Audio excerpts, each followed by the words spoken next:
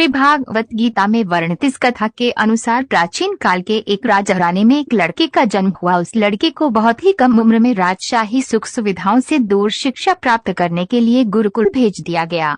जिस गुरुकुल में वह बालक शिक्षा ग्रहण कर रहा था, वहाँ का वह सबसे होनहार विद्यार्थी था। गुरुकुल में उस बालक ने सारे हिंदू वेद पुराण और शास्त्रों का अध्ययन किया, परंतु दुर्भाग्य से उस बालक के अभी गुरुकुल की शिक्षा समाप्त भी नहीं हुई थी कि उसके माता पिता एवं भाई बहन एक प्राकृतिक आपदा में मारे गए। माता पिता व अपने भाई बहन को खोने के कारण हुआ बालक सांसारिक मोह माया से विरक्त हो गया और गुरुकुल से शिक्षा पूर्ण करने के बाद उसने प्रण लिया कि वह अपना संपूर्ण जीवन लोगों की भलाई में व्यतीत करेगा। उसके बाद वह बालक सन्यासी बन गया और वह सांसारिक वस्तुओं से दूर हिमालय के जंगलों में चला गया। फिर उसने वहाँ लंबे समय तक तपस्या की और तपस्या पूर्ण होने के बाद उस सन्यासी ने लोगों को शिक्षा देना आरंभ कर दिया। समय के साथ साथ उस सन्यासी की चर्चा चारों ओर होने लगे और दूर दूर से लोग उनके पास शिक्षा प्राप्त करने और अपनी समाधान का समस्या खोजने आने लगे। सन्यासी सभी लोगों की समस्या बड़े ही आसानी से सुलझा देता, जिस वजह से वे कुछ ही समय में पूरे राज्य में मशहूर हो गया। दुर्भाग्य से उस समय उस राज्य का एक राजा क्रूर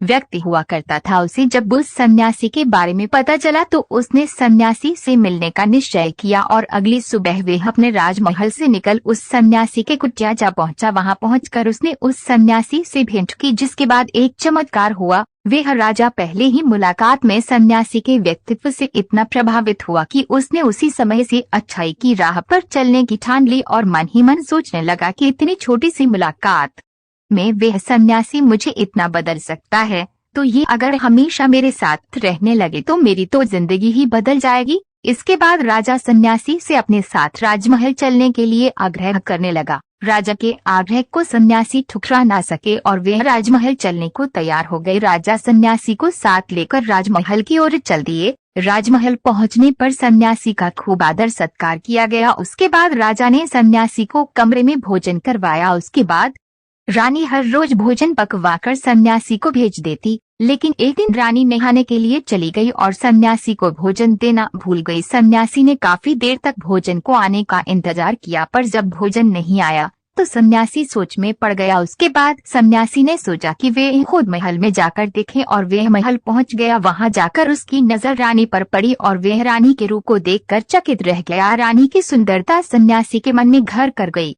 सन्यासी रानी के रूप की सुंदरता को भुला ना सका और वह खाना पीना छोड़कर अपनी कुटिया में पड़ा रहा। उसने कई दिनों तक कुछ भी नहीं खाया, जिस वजह से वह बहुत ही कमजोर हो गया। फिर कुछ समय बाद राजा वापस लौट आया और उसे सन्यासी के हाल का पता लगा तो वह सीधे सन्यासी के पास पहुंच गए और उन्होंने सन्यासी से कहा, आप बहुत कमजोर हो गए हैं और किस गहरी सोच में डूबे हुए हैं, क्या मुझसे कोई